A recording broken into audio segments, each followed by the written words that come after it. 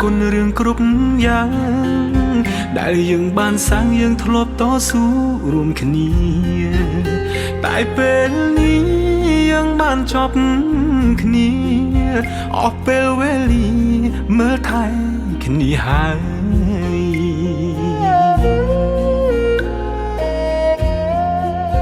យើងបែកគ្នាហើយគួរយកថ្មីរៀងខ្លួនគុំនៅគុំគួនគុំនៅស្អប់គ្នាទៀតអី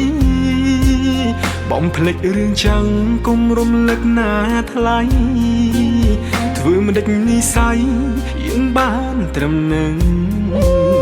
ចោតបងមនុស្សខំបងអ្នកខំក៏បា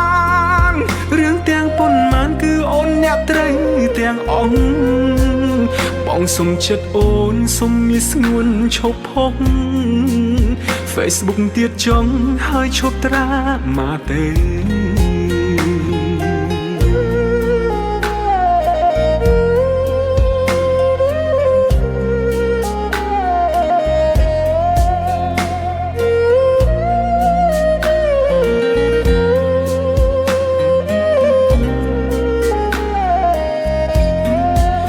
សូមអរគុណរឿងគ្រប់យ៉ាងដែលយើងបានសាងយើងធ្លាប់តស៊ូរួមគ្នាតែពេលនេះយើងបានចប់គ្នាអស់ពេលវេលាមើលថែគ្នាហើយ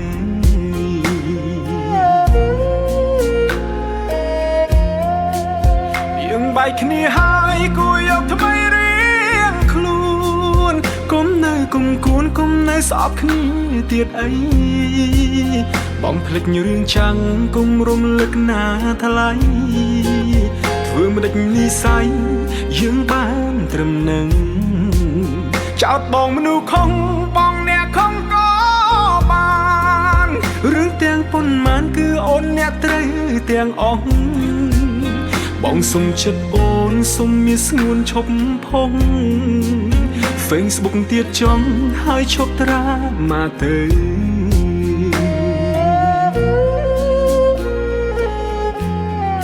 អូនគិតថា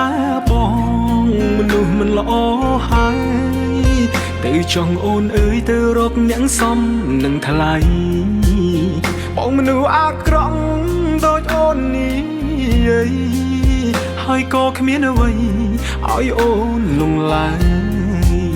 ខ្ញុំចាក់ចាញ់ខ្ញុំចាចាញ់ហើយតែខ្លួនអូនអើយឈប់រំលឹកបងទៀតអីអូនក៏មានមនុស្សដែលគេស្រឡាញ់ថ្លៃសូមជូនពរស្រីឲ្យមានក្តីសុខ